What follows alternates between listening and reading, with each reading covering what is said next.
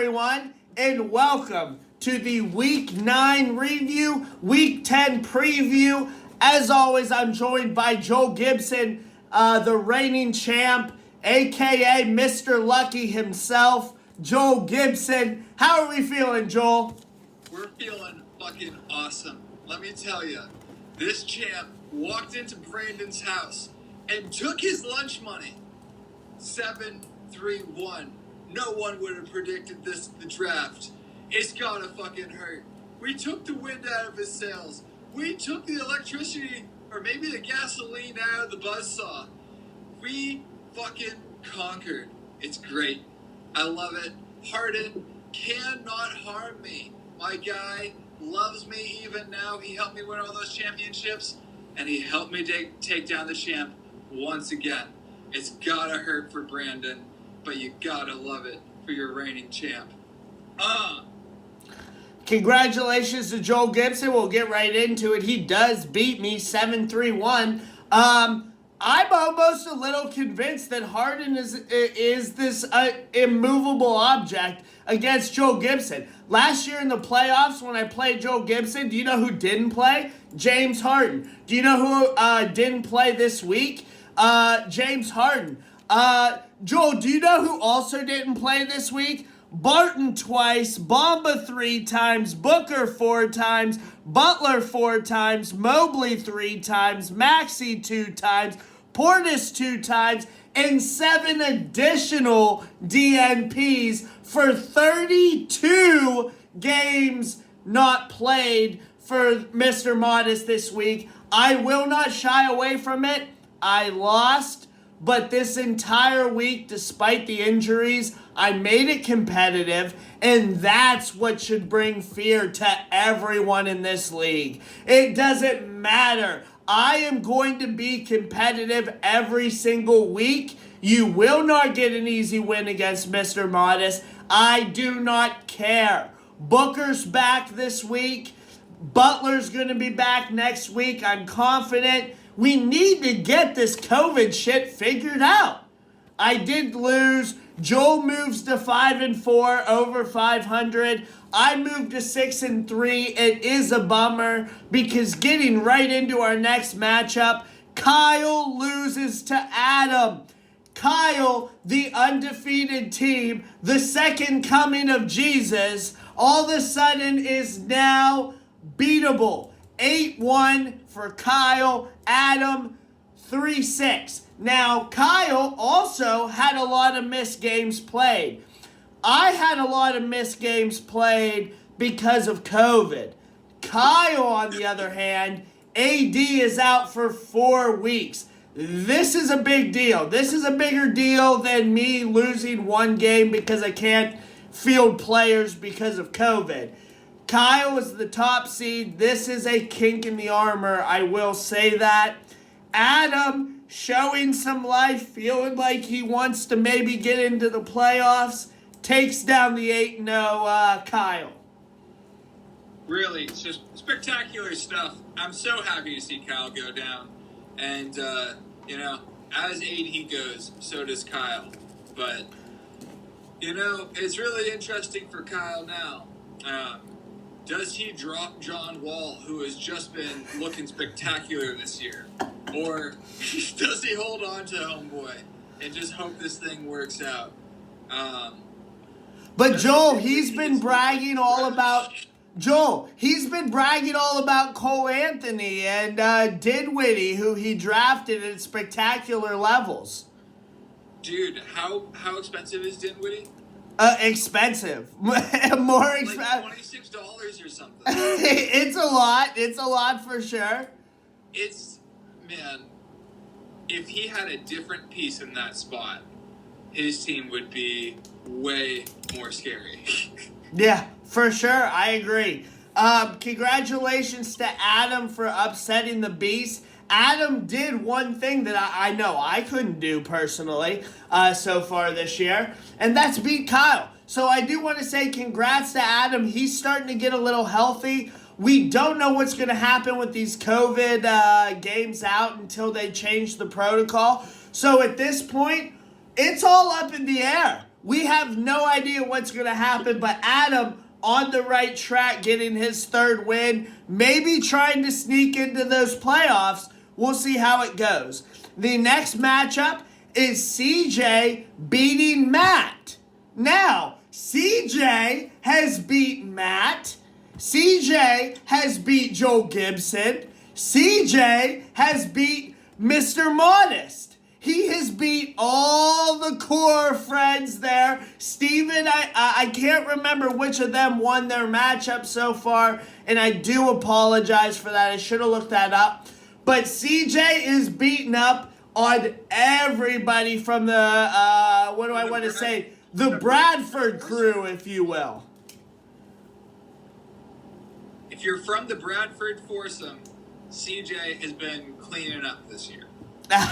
He has been murdering. He moves to 5-4. Boy, Joel, that record's going to come into existence quite a bit as we move forward. Matt, with that loss, also moves to 5-4. Yowza, I would certainly hope that somebody or a few people have over 6 wins like Mr. Modest and don't have to worry about this. But there are multiple people at 5-4. Speaking of which, let's just get right into it. We've got Cody here winning against Eric. Eric forgot to play Dame. I don't know if it would have mattered. I think Cody would have won either way looking at this score here. But Eric forgot to play Dame. Was he too distracted by his playoff matchup against me in Cody's Football League? I have no idea, but at least set your lineups. Cody moves to 5-4, Eric to 3-6. Yeah, it doesn't look like it would have mattered. Threes are up there, and But you have to take one more category. What is that? Points? points are close. I don't think he gets there, though, because Cody's still going. Yeah, and Dame put up what tonight? 32 points, if you're Not looking enough. for points. Not enough. So it wouldn't have mattered. But good win for Cody, who has looked very beatable this year. Absolutely. Next matchup, we have Phil losing to Steven. All week, Steven was very worried about losing to Phil. The best part about playing Phil is you can take a lot of games missed and still beat Phil. Unfortunately, without Zion, and I don't think he plays this year, Joel Gibson, which I believe if you look back a couple videos ago, I said that as well. I don't know. The reason why I love shooting these videos is I get to look back and be like, wow, you were right on some significant ass shit, Brandon. That makes me feel better about it. It just sucks for Phil. I think when we reset, like I said, I had faith in Phil. He started setting his lineups again. He's showing that he is committed. It's just he doesn't have the team to like go this year. It sucks. I genuinely feel bad, but I look forward to the chance to when Phil can draft his own team and be competitive. Steven moves to 6-3. Phil moves to 1-8, and I want to say that eliminates him. Yeah, it's really tough when you inherit a team. The good thing for him is that we have this whole reset coming, and it'll be a fresh game as of next season. Absolutely. But the Zion thing is super disappointing. But really, all I hear when I hear that Zion's not playing is more shots for Devontae Graham, who, by the way, had 8 threes against you the other night, I think. I know, murdered. Absolutely murdered. Do you know what I hear? You said you hated him. I do hate him. And of course he's going to perform against me. That's just how it goes, bro. I got to keep my mouth shut on most things because anytime I open my mouth, it comes back to bite me in the ass. So I don't know. I love taking my takes because most of them are right. But the ones that are wrong are always wrong against me. It's ridiculous. The last matchup. Go ahead. Hold on. While we're there, for the record, is Jordan Poole still going to be really good when Klay Thompson comes back? No.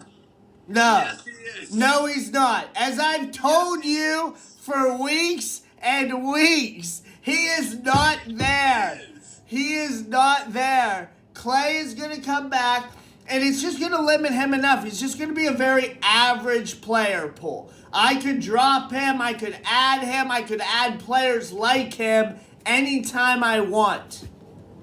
We'll see. We'll see. But he's been way better than you thought.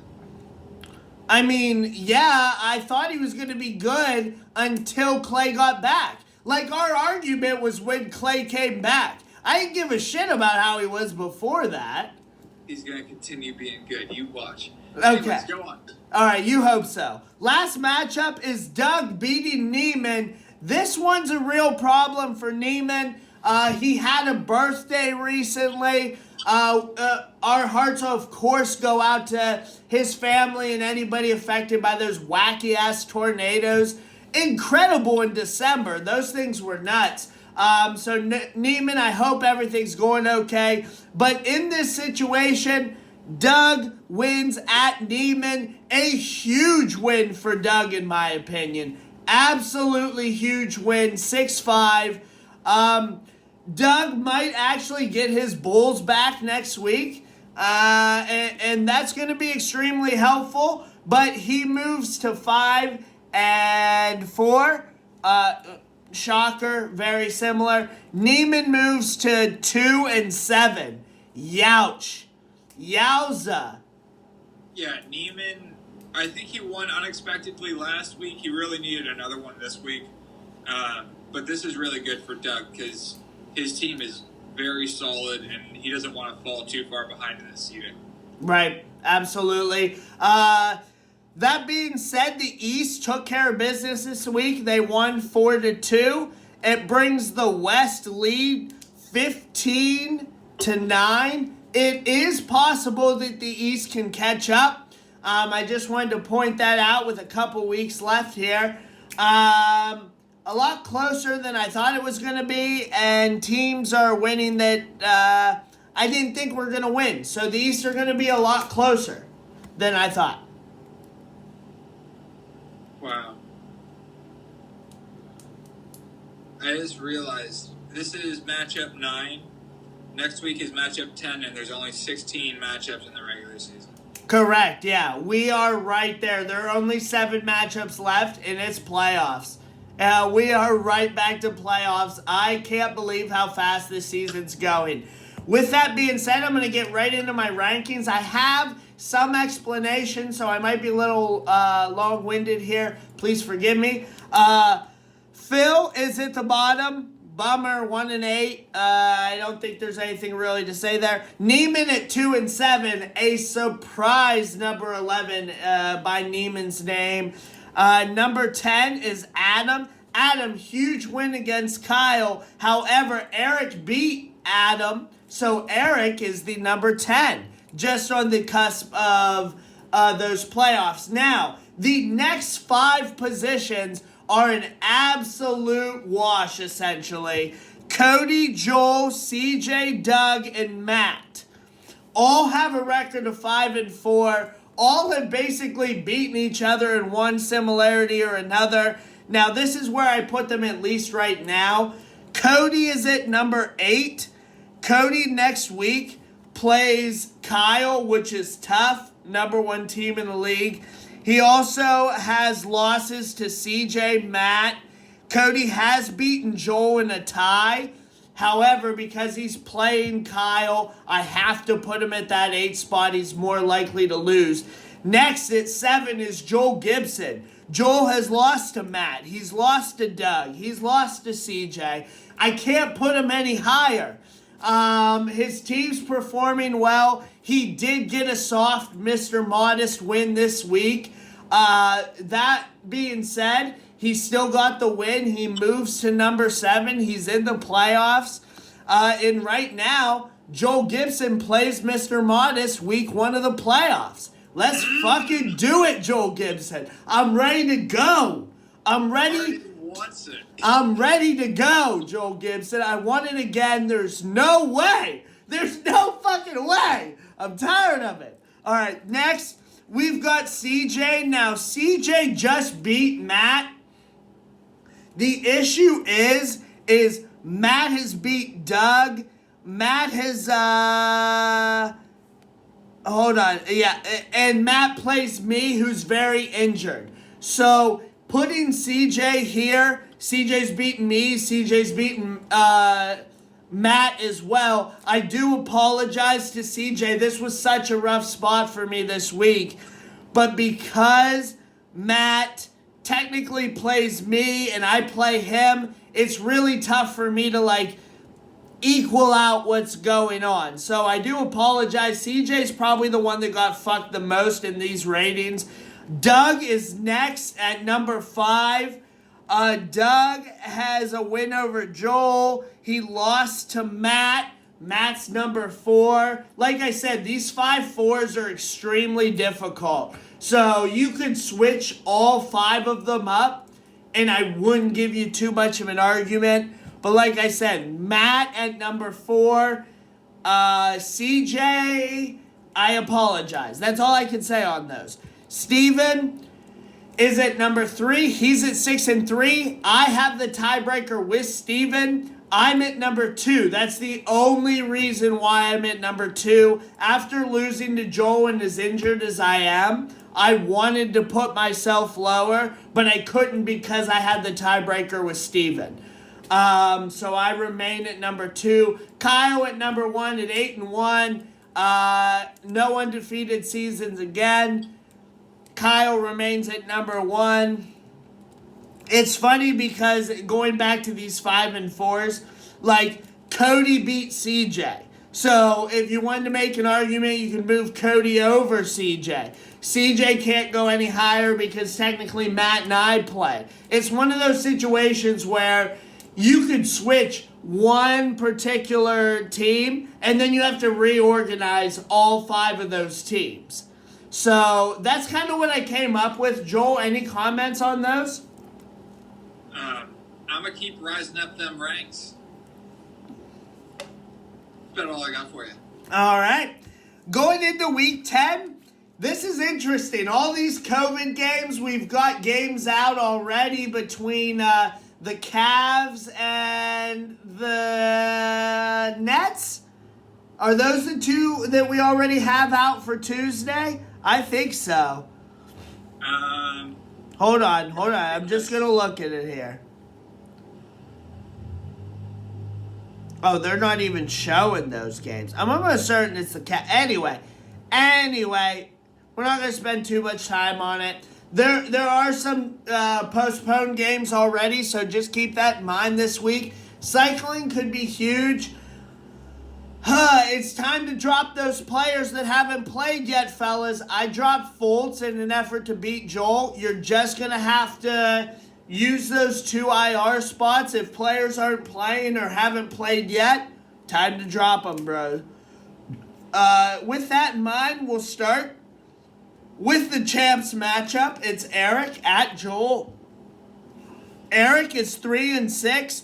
Joel 5-4. This is a matchup I always look forward to because Joel and Eric kind of like to chirp a little bit. Eric doesn't like to set his lineups, though. Joel, I almost sounded Canadian there, though. Eric doesn't like to set his lineups, though. Okay, I'm going to take Joel here at home. I have no idea if this is right. I just want to justify that Joel beating me is a real thing. I'm going to take me as well. Because you know who is going to play this week? You can't see right now, but I just took off my Harden jersey because I still had my Tatum jersey on. And he's going to be the better Celtic this week. Tatum versus Brown, baby. I love it. Tatum versus Brown is a direct, I love that comparison for those teams this week. Next matchup. Super interesting matchups this week. I'm telling you, this is the week. If there was any week, we're going to find out some things. Kyle at Cody. Kyle is injured out the absolute wazoo. He's got people in COVID. He's got people injured. He doesn't know which way to go. Cody has been navigating COVID expertly. If you look at his team, I'm taking Cody at home here for the upset against Kyle. Kyle takes his second loss. So what you're saying is Kyle's going streaking. Yes, Kyle is going streaking on that loss train. Dude, I love it. I want to pick it so bad. Fuck it, I'm gonna pick it. Kyle's going down for 2 losses in a row. And that again has huge implications, bringing him down to 2 losses. Heaven forbid that makes Steven and I's matchup, or our matchups, because we don't play each other quite yet, so much more important. While we're talking about that, Mr. Modest plays Matt at Matt. I don't know, bro. I have no fucking idea because half my team's injured. Over half. Let me take that back. Over half of my team is injured. Now, Matt has Siakam, who I know is not playing Tuesday. The Raps aren't playing Tuesday. Harden, we have no idea. Butler, maybe. Bamba, I don't think's coming. Mobley entered the protocols recently. I don't know if I'm going to be healthy enough to beat Matt. I have no idea. If Harden comes back at the end of the week and sneaks a triple-double, maybe I get it. I'm not sure. I'm going to pick me, but it's because I'm me. That's it. I have no other justification. Matt would have beat my ass this week if it were me versus him based on lines. So it's all about who's going to be healthy and who's not going to be healthy. And I'm just going to roll the dice and say me here on the road. You know what I think is hilarious? What's that? This is the week that you say, if there's a guy who hasn't played on your roster, you need to drop him. And you're playing Matt Hobart, who has Ben Simmons and Klay Thompson. 2 guys that haven't played a single game this year. Yep. And Klay's not back until after the matchup. So it's whether Matt wants to stay and take a risk and take all these outs. Because I can assure you, Matt Hobart, I'm cycling as a motherfucker. Ask Joel Gibson. I don't care who it is. I am cycling on a bitch. And I am a good cycler. Again, ask Joel Gibson. I've seen him get up on a cycle. He juggles some balls. It's incredible. I know. I will cycle. I'll juggle. It's incredible. So I will take myself just because I don't think Matt will drop either of those players, and I will out-cycle him. That's my only justification for this win. Matt should win this game, but I'm hoping to pull out a miracle. Yeah, I'm going to pick Matt. I respect it. Like I said, I think Matt should win this game, and that's about as close to me picking against myself as you're going to get. Except for that one time that I picked against myself against Joel Gibson, and that was last year. But let's not talk about that. Moving on, we've got CJ at Doug. Here's another situation why CJ had to be ranked so low. Doug at CJ. CJ at Doug. Doug is the home team here. CJ's the road team. Man, I don't know. I honestly don't know. I don't know what to expect from Doug's team. He did come back against Neiman when he was down big. He is getting healthier. But CJ's team has been putting up for sure. Kevin Love has been a top 50 player over the last 2 weeks, which has been incredible. I'm shocked at that.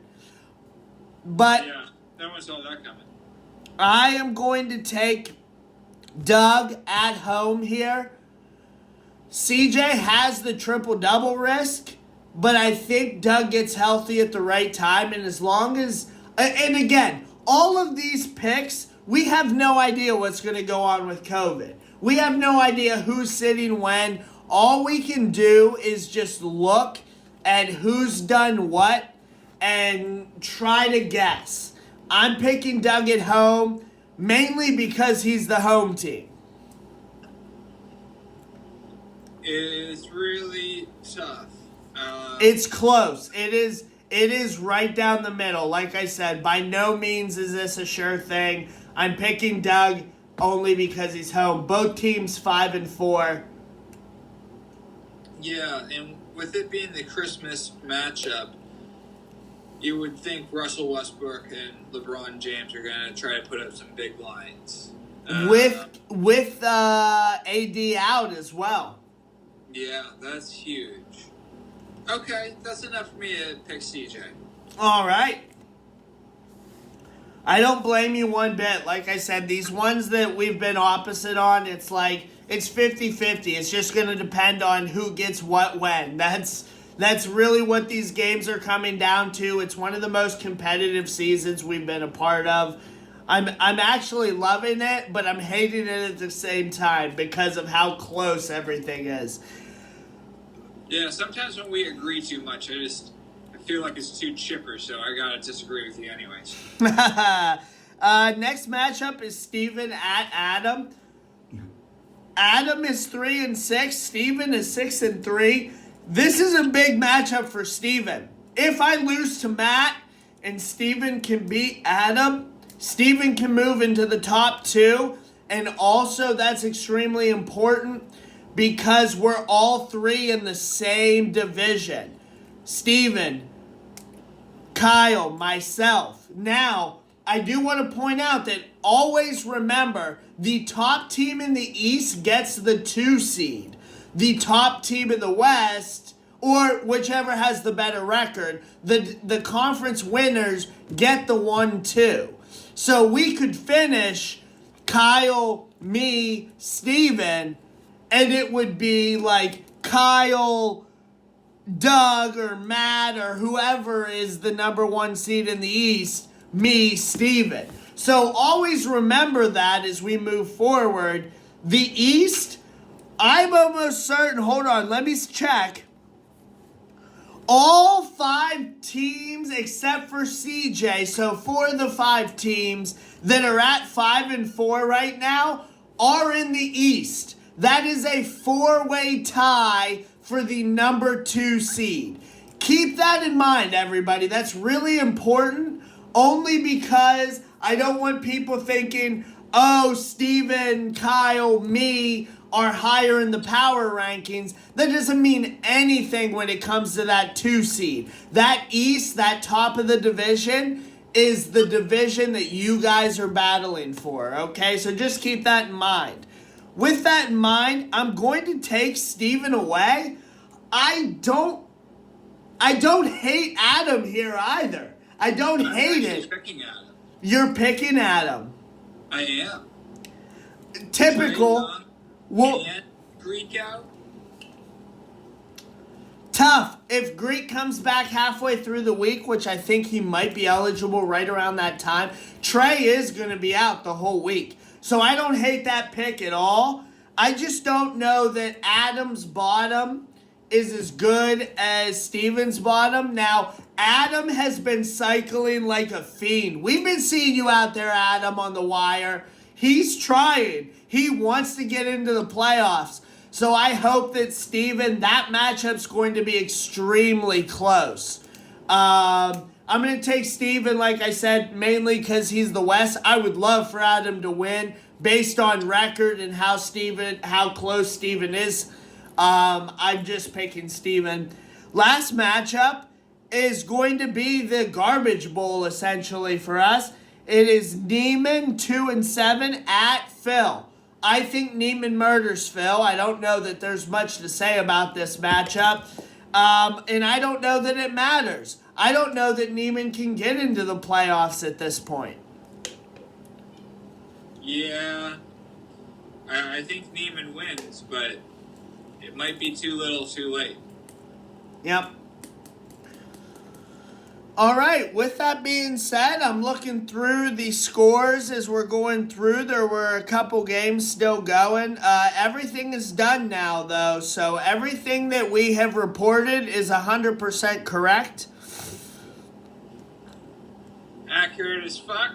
Accurate as fuck. It doesn't matter when we start recording these. Thank you to everyone that has listened for this whole time. I know we tend to ramble as we get deeper into the season, but what a week this week.